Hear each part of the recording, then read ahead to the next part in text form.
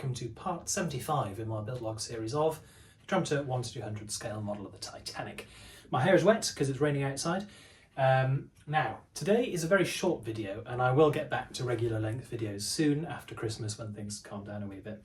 But today is a sort of problem solving video. So I came up with a problem. On the third funnel, there's a huge amount of pipe work, and that actually extends back from the third funnel onto the engine casing. And the China 3D third funnel only provides enough pipework to get you to the edge of the third funnel base. After that, I had to go back to using the Trumpeter pipework to do the rest of the length. And I found that there was a bit of incompatibility between the two. The Trumpeter stuff was a lot thinner than the China 3D stuff. So I've done a fix, and that's what I'll be showing today. But at the outset, I'm interested to know if anyone else has come up against this problem, and if so, how you solved it. And if anyone has any ideas on how I could improve the solution that I've got, that would also be very much appreciated. So it'll be a fairly short problem-solving video today, but hopefully it'll be of some interest to some people. So without any further ado, let's crack on. So we've run into a little bit of a problem with the third funnel's pipework. You see that on this side I've actually removed them temporarily. Here they are down here, just to give me a bit more access. But on this side you can see that the grey piece is the Trumpeter pipework, and that picks up onto the China 3D stuff here, which conveniently enough is the transition between these pipes being white star buff moving into white. But you can see the issue. The China 3D stuff is a significantly further spaced apart than the kit. Now, the actual diameter of these pipes looks pretty consistent from China 3D across to Trumpeter. It's just that Trumpeter's bunched them up a lot tighter. So, I need to think how I'm going to get around this, because of course that won't do at all. And the first idea I'm trying out is, this is the pipework on the other side, and you'll see that I've chopped it down into its constituent pipes. So I've got, well, I've cut it up into 4 sections out of 5. And what I'm planning on doing is gluing those independently onto the funnel outputs and then re-gluing back onto the funnel itself. If that doesn't work, we'll have to come up with some other option. The other option, I suppose, would be simply doing away with the Trumpeter stuff altogether and getting maybe some brass pipe that is the right diameters and using those instead. But that's going to require a bit of fairly tricky pipe bending, which is doable. It's very doable, but it's another process, another thing that can go wrong. If this can work, I would much prefer it. Right, so repair theory number 1. And as you can see, one of the pipes is glued in place and is pretty well aligned. It's not perfect, but it's pretty well aligned. Second one is to go in now, and much the same. Of course, the tricky bit is to make sure you keep the orientation of them correct, because these bends need to lie flush onto a flat surface. So that is just something to bear in mind. Now, there are little notches on these pipes. I don't know if you can quite see them, and they need to line up because those are they represent brackets that hold the pipes together. So I need to remove about 1 mil, maybe a bit less from this one.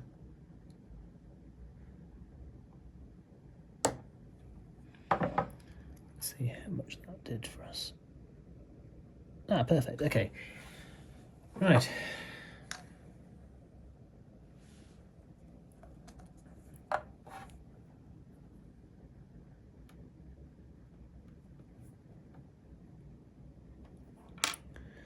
Application of glue.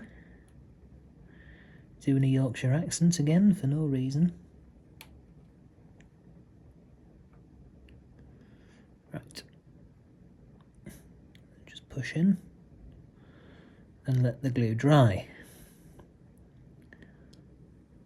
So I'll pop that to one side, let that dry. Just make sure everything's aligned. And as I say, I'm ad-libbing here really. If this works, great. If it doesn't, we'll find another way of doing it, I'm sure. But this is just improvisation, really.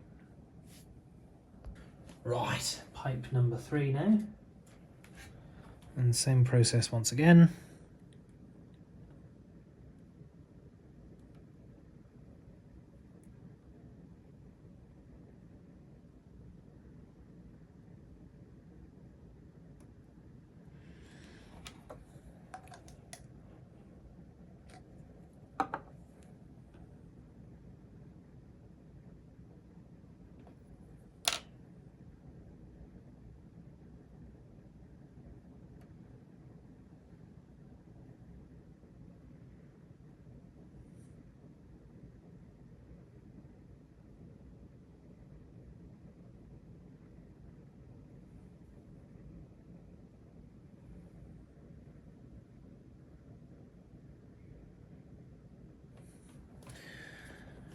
So far, so good, I guess. It's hard to know. We'll only really be sure if this is actually a good idea and if it's worked when we put it all together. Right, so that's 3 of the pipes in, and I've glued the assembly back in place because what that allows me to do is just make sure that I actually have enough space to fit in the remaining 2 pipes in the series, which I do. So that's lovely, and obviously useful. What we need to do now is just make sure that those 2 new pipes tie in with the 2 that I have coming off the funnel. So that's the next job. Right, different approach for these last 2. Unfortunately, the trumpeter piece, unlike the other pipes, these were really sort of bonded together and I didn't feel comfortable cutting them all the way down the length. So what I've done is I've cut them at the end enough to get the 2 China 3D pipes on, and then what I'm going to do is I'm going to glue these back together in such a way that I can keep the China 3D in parallel and just have a subtle bend on this pipe, which hopefully won't look too bad. Now I know that's not going to be completely accurate, I know, but I'm sort of trying to get the most accurate I can whilst still keeping this remotely simple to do, I suppose. Anyway, we'll see how this looks. I'll get these on the actual model and see how it looks. If it looks rubbish, we'll reassess the situation and go again. But I think this should look all right. We'll see. Right, just going to re-glue this ventilator, which sort of sits astride the pipework. So I need to get that in place.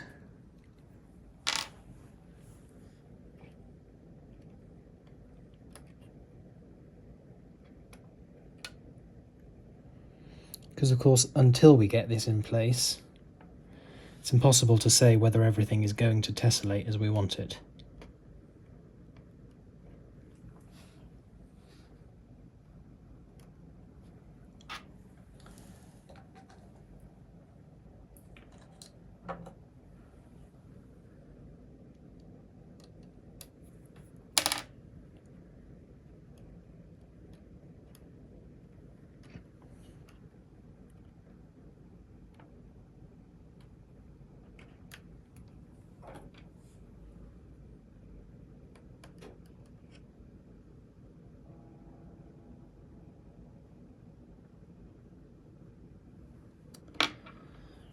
There we go. So, is this as good as I would like it? No, it's not. Is it good enough? Yes, I think so. There's a bit of neatening up to do, a bit of tidying up to do here and there. This ventilator is slightly aft of where it should be. I think it should be sitting around about here, so it's probably about 5mm too far back, but that's the only way I could get these pipes to fit properly with where they're meant to go. When you look down from above, it looks absolutely fine. It's just when you look from the side that things look a little bit wonky. But again, once you get down that sort of deck level, they look fine again. So it's not perfect by any means, but it's about as good as I think I'm going to get, to be honest. I would be surprised if I did any better buying pipework in. So what I need to do now is I just need to put some bracketry across. So this will be, it'll probably just be a very fine piece of plastic, just going across the pipework in a few areas to make it look like it was all held together and in place. So you can see I've just done a bracket for the pipework there, and I've made this out of very, very fine sheet brass that I've just chopped up. Put a bend in each end so it sort of hooks over the pipes, and it does quite a nice job. It looks fairly robust and solid. It could do with a bit of touching up with some paint, and I need to do another one over here, of course, but it looks pretty nice. So I just need to glue this in place. Right, first couple of pipes. I'm just going to turn the light on. It's a bit gloomy in here.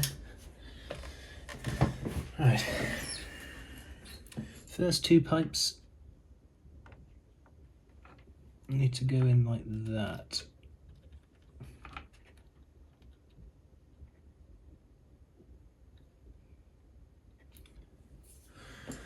Relatively achievable, I reckon.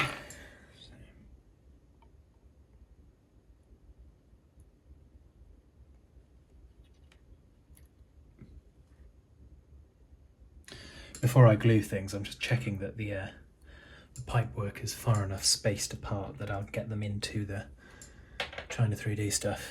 It seems to be. So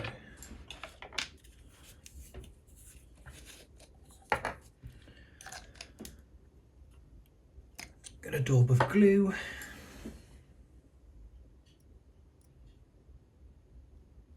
Apply it to the pipework.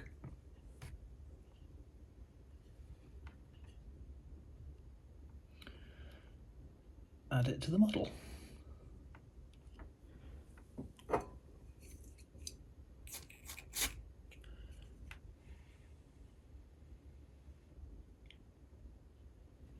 Okay. Happy days. And now that it's actually glued in place, I can be a bit more diligent in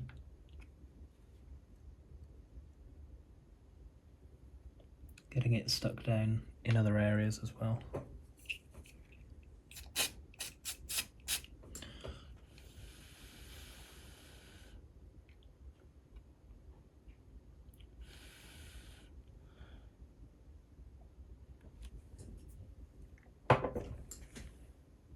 They are nicely in line as well, which is intended, but not always that easy to pull off.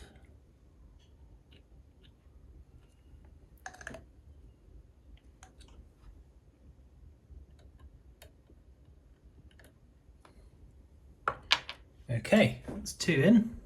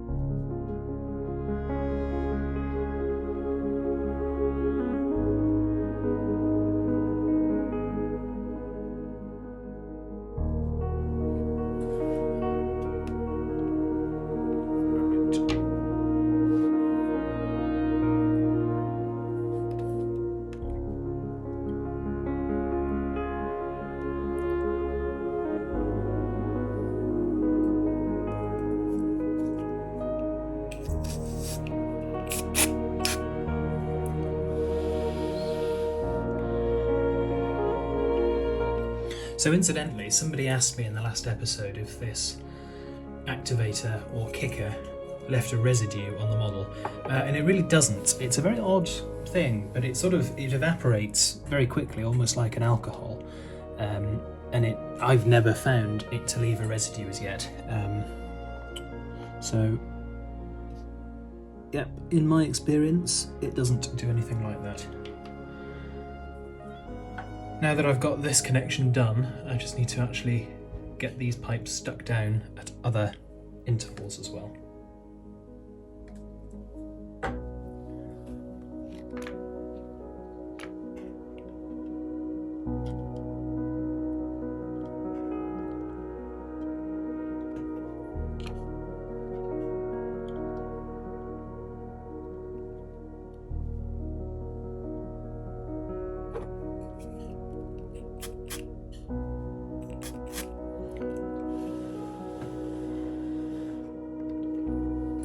There we go.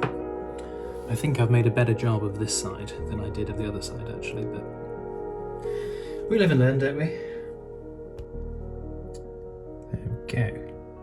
So, just need to get the bracketry done on here, touch up the ends of those pipes to make sure they're nice and white all the way up to the transition into White Star Buff. Don't the funnels look nice? Even the bolt details there. Yeah, so 3 brackets here, one there, one there, and one there, and that'll do us. Right, here is what's hopefully going to become my next bit of bracketry. And originally I had planned on using paper, but in the end I've gone for this very, very fine brass sheet. Now I'm actually using this, which is apart from the KA set that I don't need. This would have been my aft dome cover, but as you can see my aft dome cover is actually China 3D, so I don't need this part, but it's very, very thin brass. It's not much thicker than foil, but it's perfect for this application because it sort of bends. And what I'm doing is I'm making a sort of a C shape, but a very stretched C. So if you imagine, I'm trying to make a shape like this, so that these ends just hook over the pipes and hold it in place, and then that bit rests over the top and gives the appearance of a retaining bracket. As you can see there, that's what I've done. So that's what we're going to try to reapply on this side as well in 3 locations. So I'll give that a whirl now. So there's one of the brackets upside down. You'll see I've already bent one side and I'm just laying it on the pipework to work out where the next bend needs to be applied.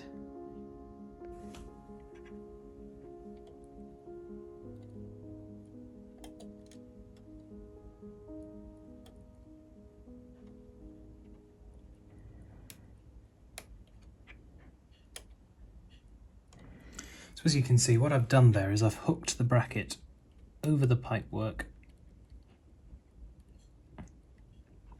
then just maneuver it into position.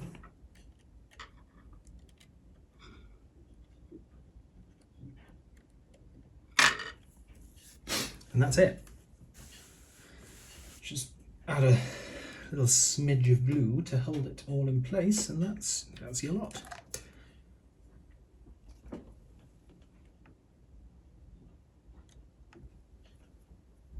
Capillary action will suck that glue in there quite nicely.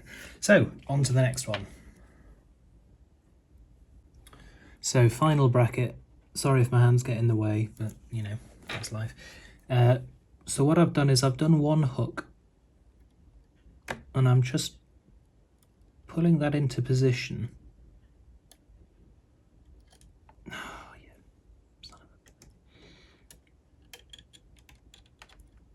I'm just pulling that into position so that I can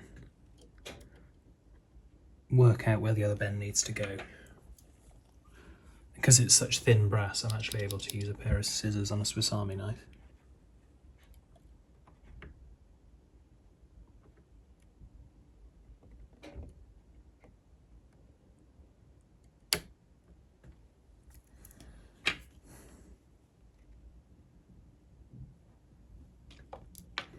So here is one of the brackets, just to show you.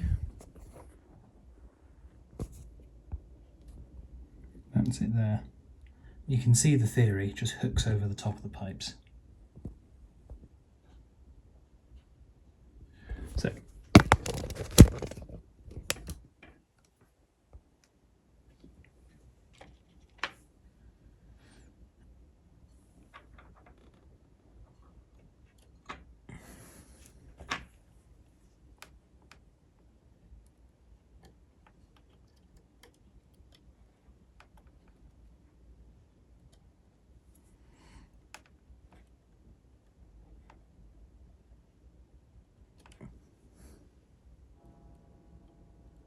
there we go, nice and easy. That actually went on very easily.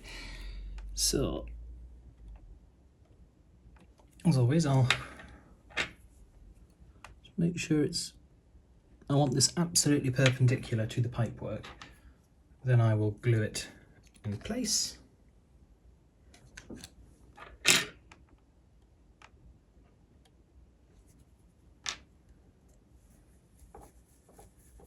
And that's a wrap, folks. Right, there's our pipework in place. And it looks pretty good, really. I'm happier with the starboard side than I am the port, but I also think the layout of the port pipework is such that it looks a bit more spaced anyway. But certainly the starboard side looks cracking, really. That's as good as I could have hoped for. And considering where I was last night when I had a sort of, oh, bollocks moment, when I suddenly realised this was a problem, I'm much happier with the result now. So a few things to do. I think the pipes that are really close together would benefit from a little bit of black wash just to put a bit of shadow between them so they don't look like they are one solid piece of plastic. I need to extend the white paint down there, maybe touch up the white paint on some of the bracketry a little bit because I can see a bit of brass shining through. And that should be about it. So there it is in place on the model. And I'm pretty happy with it. As I say, it's not perfect, it could be better, but I'm pretty happy with this actually. And it was an enjoyable bit of problem solving on the model as well, which is always welcome. So that's it for this episode. If you've got any questions or comments, please do pop them down in the description below and I'll do my best to get back to you. If you've enjoyed this, do please like and or subscribe, and I will see you in the next one. Bye for now.